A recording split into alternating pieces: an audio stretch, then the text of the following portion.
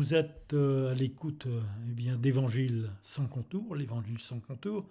Et ce matin encore, j'ai, je dirais, le privilège de partager avec vous une pensée qui est aussi toujours d'actualité. C'est-à-dire que, comme la Bible le dit, la justice élève une nation et le péché est la honte des peuples.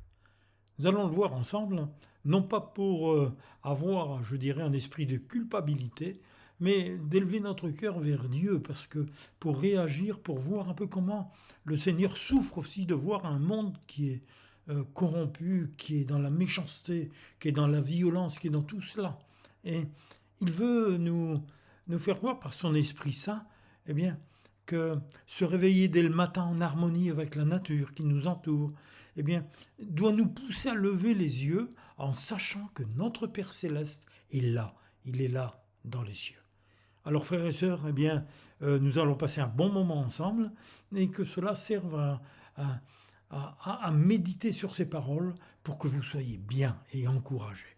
Le psaume 37, chapitre 3 à 5 nous dit « Fais confiance au Seigneur, agis comme il faut, trouve auprès du Seigneur ton plaisir le plus grand, mets-le en premier, et il te donnera ce que tu lui demandes.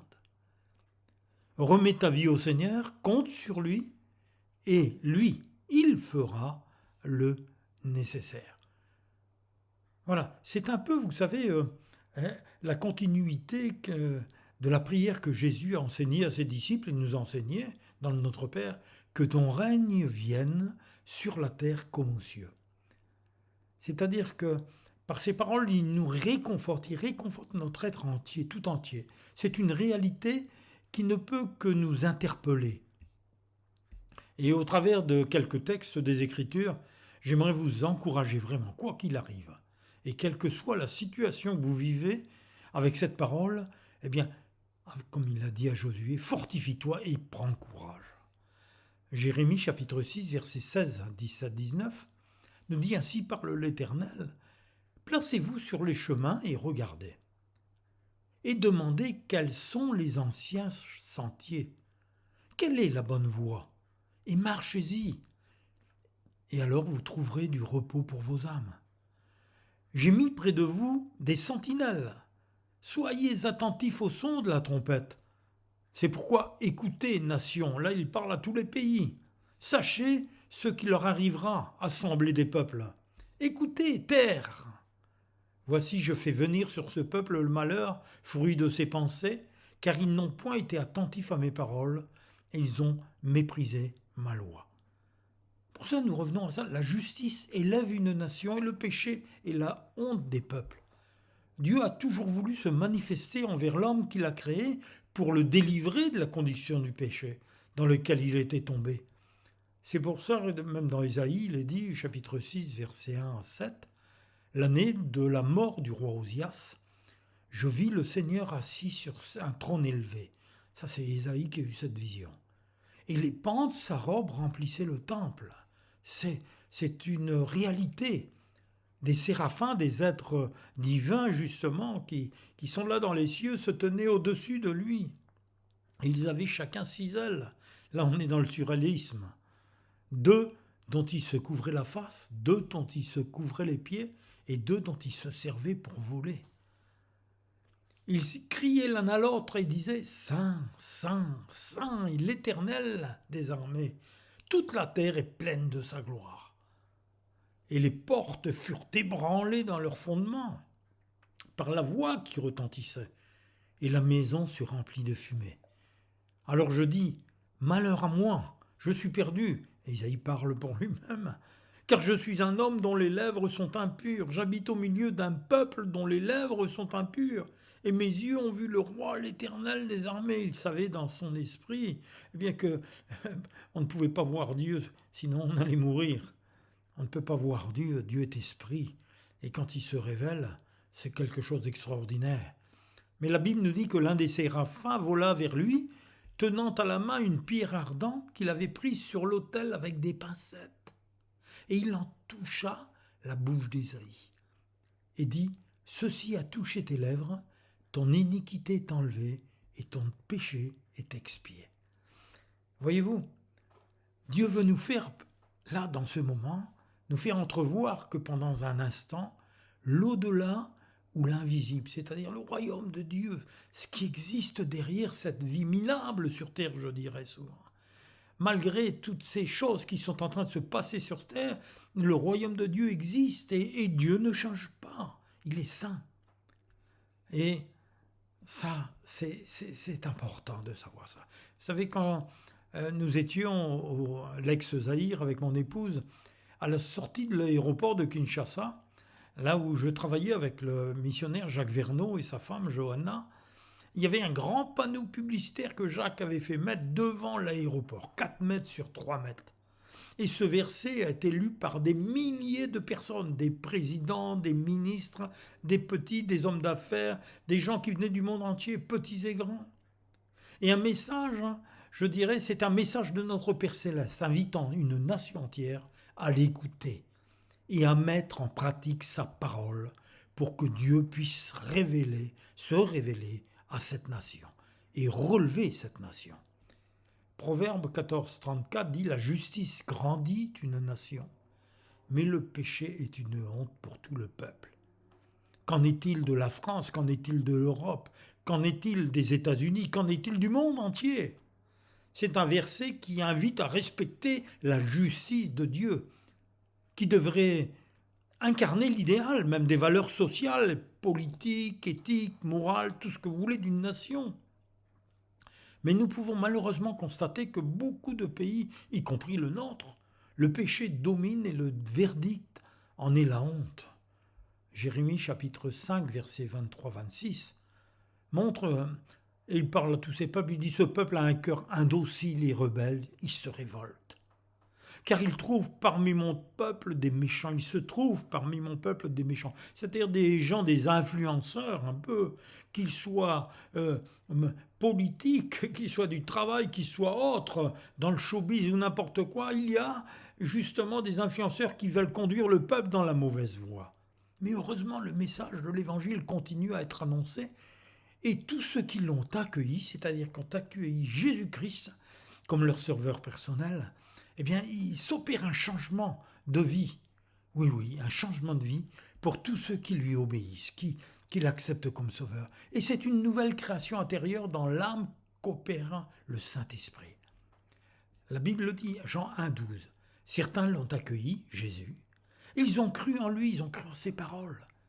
Et à tout cela, eh bien, Dieu leur a accordé le privilège de devenir enfants de Dieu. Alléluia. Un privilège qui nous permet de saisir l'immensité de cette pensée, de vivre sous l'autorité paternelle de Dieu. Dieu est un bon Père céleste. Matthieu chapitre 5, versets 44 et 45.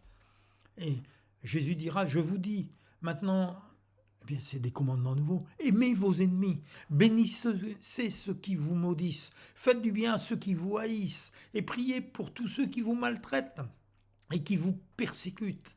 C'est tout le contraire de notre nature humaine. Mais Jésus continuera en disant, afin que vous soyez fils et filles de votre Père qui est dans les cieux, car il fait lever son soleil sur les méchants et sur les bons, et il fait pleuvoir sur les justes et sur les injustes.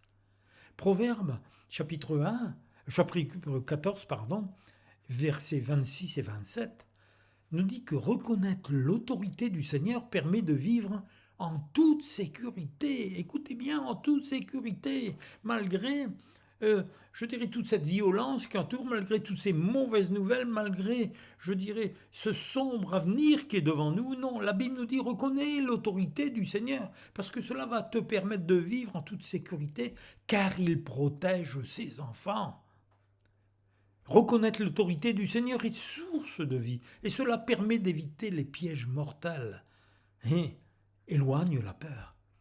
Et c'est une mise en garde même que l'apôtre Paul a donnée pour les dirigeants d'église lorsqu'il disait dans 1 Timothée chapitre 3 versets 1, 4 et 7, il disait « Voici une parole certaine, si quelqu'un souhaite la fonction de dirigeant dans l'église, il désire une belle tâche. Il faut qu'un dirigeant d'église soit irréprochable, qu'il soit capable de bien diriger sa propre famille. Et en effet, Si quelqu'un ne sait pas diriger sa propre famille, comment pourrait-il prendre soin de l'Église de Dieu? Il faut aussi qu'il mérite le respect des non-chrétiens, afin qu'il ne soit pas méprisé, qu'il ne tombe pas dans les pièges du diable. Donc, voyez-vous, reconnaître l'autorité du Seigneur sur notre vie, et y compris des serviteurs. Aimez vos ennemis, bénissez ceux qui vous maudissent, faites du bien à ceux qui vous haïssent, et priez pour ceux qui vous maltraitent et vous persécutent. Ça, vous ne pourrez le faire qu'avec l'assistance du Saint-Esprit. Et l'apôtre Paul dira encore à ces hommes, à ces dirigeants, parce qu'actuellement il y en a beaucoup qui se réclament d'être apôtres, prophètes, pasteurs, prêtres, tout ce que vous voulez. Mais Paul va dire, mais sa propre famille, qu'est-ce que c'est? C'est comment pourrait-il prendre soin de l'Église de Dieu s'il ne prend pas soin de sa propre famille? Il faut aussi qu'il mérite le respect des non-chrétiens, il le dit. Et voyez-vous, dans Proverbes chapitre 15, versets 9 et 10, il est dit que le Seigneur déteste la conduite des méchants, mais il aime ceux qui pratiquent la justice. Et nous sommes là, et moi le premier, à chercher la justice de Dieu, à lui demander son secours, son aide, sa compréhension, que le Saint-Esprit m'éclaire. Parce que la Bible me dit que celui qui s'écarte du bien sera sévèrement puni. Et refuser les avertissements, eh bien, malheureusement conduit à la mort. 1 Timothée, chapitre 2, versets 11 et 12, il est parlé aussi, vous savez, par rapport à toute cette vague d'insubordination, je dirais, parce que les femmes ont, je dirais, ont une grande place dans le cœur de Dieu. Et c'est pour ça que le Seigneur dira, il faut que les femmes reçoivent l'instruction en silence avec une entière soumission. C'est-à-dire Dieu connaît aussi la femme. Et il faut faire attention. Quand il est dit « je ne permets pas à la femme d'enseigner » ou de prendre autorité sur l'homme, l'apôtre Paul disait « elle doit garder le silence ». Il ne faut pas inverser tous les codes. Dieu a mis certaines choses. L'homme a sa responsabilité. Il doit se soumettre à Dieu, il doit se soumettre à Jésus-Christ. Et la femme aussi doit sa responsabilité. C'est-à-dire qu'elle doit se soumettre à son mari. Elle doit se mettre sous sa protection. Et la parole de Dieu nous montre tout cela, parce qu'il y a trop de choses qui sont actuellement bizarres, et il faut faire attention. Il faut faire attention de ne pas prendre cette autorité que Dieu n'a pas donnée. Parce que dans l'Église, il faut obéir à Dieu.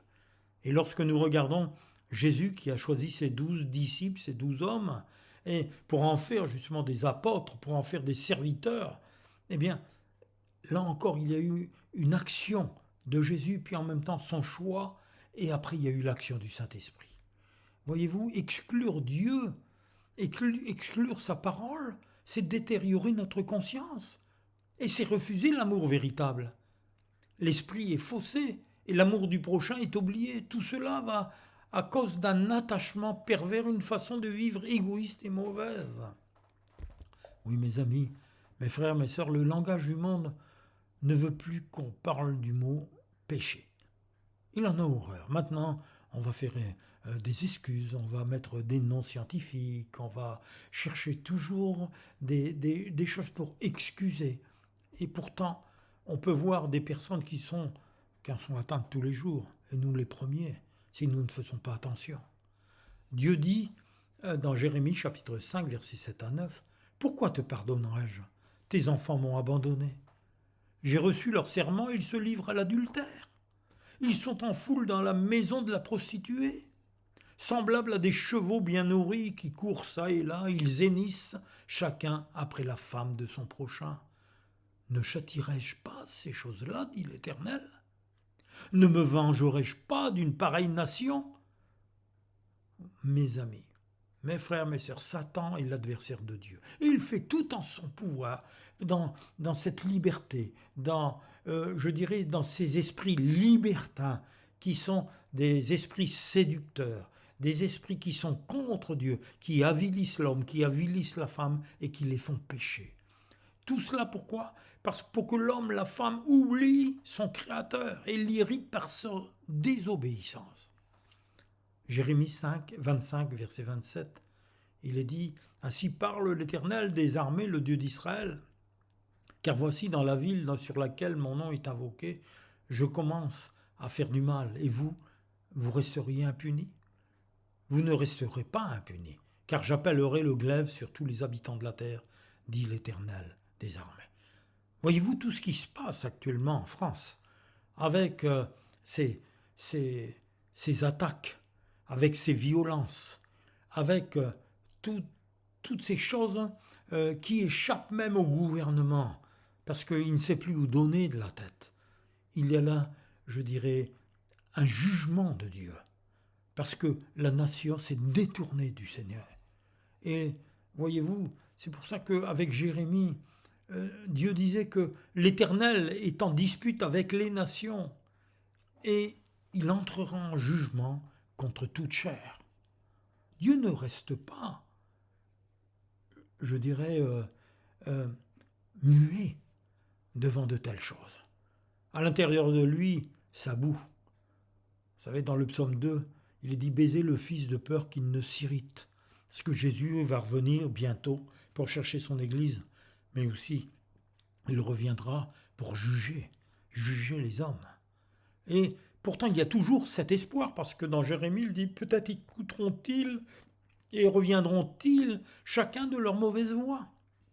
Alors je me repentirai des mal que j'avais pensé, leur faire à cause de la méchanceté de leurs actions. » Voyez-vous, Dieu dit, ainsi parle l'Éternel, si vous ne m'écoutez pas quand je vous ordonne de suivre ma loi que j'ai mise devant vous, et si vous n'écoutez pas les paroles de mes serviteurs, les prophètes que je vous envoie, et que je vous ai envoyés dès le matin, et que vous n'avez pas écouté, là c'est terrible. Il est écrit que je ferai de cette ville un objet de malédiction pour toutes les nations de la terre. Et c'est ce qui s'est passé pour Israël pendant des dizaines et des dizaines et des centaines d'années. Et Proverbes, chapitre 6, nous montre encore justement que la justice élève une nation, elle grandit une nation, mais après le mal, mais le péché lui en est en horreur. Et c'est une honte pour les nations. Il y a 6 choses que Dieu hait, 7 même qu'il déteste. Les yeux hautains et la langue menteuse, les mains qui répandent le sang innocent, le cœur qui médite des projets iniques, les pieds qui se précipitent dans le mal et le faux témoin qui médite des mensonges, et celui qui excite des querelles dans la communauté. Oui, Jésus est venu sur terre pour nous faire connaître son Père, le seul et véritable Dieu, pour venir à notre secours, parce que quand le péché est dans un cœur, il nous ronge. C'est comme une gangrène. Et nous avons besoin de venir à Jésus pour lui demander pardon et qu'il enlève cette douleur, qu'il enlève ce péché, qu'il purifie notre cœur, qu'il nous pardonne nos péchés. Et Jésus prie son Père. Vous le savez dans Jean 17, verset 3-5, il dit « Or la vie éternelle, et écoutez bien, consiste pour les hommes à te connaître toi, le Dieu unique et véritable, et celui que tu as envoyé, Jésus-Christ. » Vous ne pouvez pas venir à Dieu sans passer par Jésus-Christ. Il dit « J'ai fait connaître ta grandeur et ta gloire », il parle à son Père sur la terre, en menant à bonne fin la mission que tu m'avais confiée. Il allait de lieu en lieu, guérissant les malades, délivrant ceux qui étaient sous l'empire du diable, ressuscitant même des morts, faisant des miracles extraordinaires, tout cela pour faire connaître la grandeur de son Père. Et il dirait maintenant au Père, revêt-moi de gloire en ta présence, rends-moi cette gloire que j'avais déjà auprès de toi avant le commencement du monde.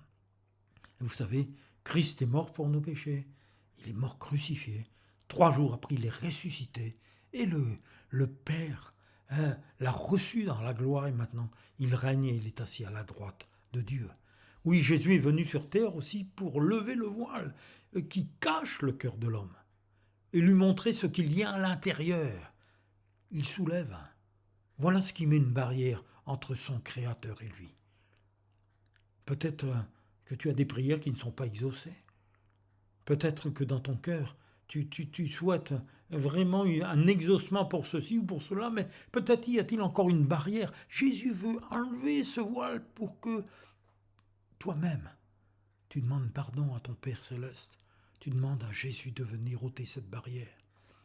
Et Marc chapitre 7 dit, c'est du dedans du cœur de l'homme que viennent les mauvaises pensées qui le poussent à vivre dans l'immoralité, à voler et à tuer, à commettre l'adultère, à vouloir ce qui est aux autres, à agir méchamment, à tromper, à vivre dans le désordre, à être jaloux, à dire du mal des autres, être orgueilleux et insensé. Voyez-vous, quand le voile est ôté, c'est ce que nous voyons dans notre propre cœur. Et c'est là que le travail du Saint-Esprit se fait pour ôter petit à petit tout ce qui n'est pas à la gloire de Dieu et mettre le doigt dessus. Et parfois ça fait mal. Jésus est la justice de Dieu. Colossiens chapitre 2 versets 14 et 15. Dieu le Père a effacé l'acte aux 1000 articles qui nous accusaient. Écoutez bien. Car il mentionnait tous nos manquements à la loi de Dieu. Eh bien, cet acte, il l'a annulé, il l'a cloué à la croix. Il a démasqué, puis il a désarmé toute autorité et tout pouvoir de l'enfer. Le diable qui vous poussait, ces démons qui vous poussaient à faire ce mal. Eh bien, il a exposé leurs faiblesses devant l'univers. Il les a traînés même derrière son char triomphal. Après sa victoire à la croix, Christ a gagné à la croix du calvaire. Il a été jusqu'au bout, en gardant un cœur pur, un cœur sincère, un cœur sans masque, rien du tout.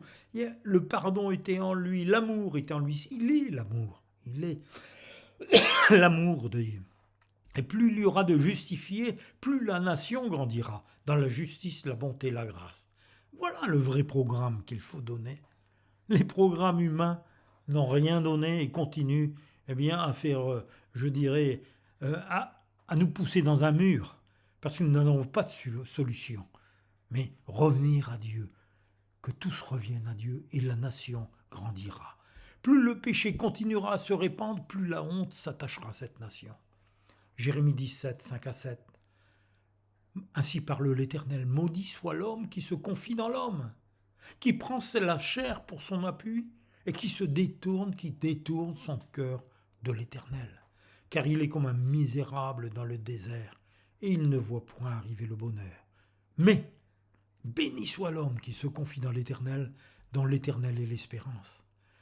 Oui, encore il dira, Jérémie 17, 9 et 10, le cœur de l'homme, le cœur est tortueux par-dessus tout, et il est méchant. Qui peut le connaître si ce n'est Dieu? Moi, l'Éternel, j'éprouve le cœur, je sonde les reins pour rendre à chacun selon ses voies, selon le fruit de ses œuvres. Seigneur Dieu, nous te prions pour notre pays, c'est vrai, Seigneur.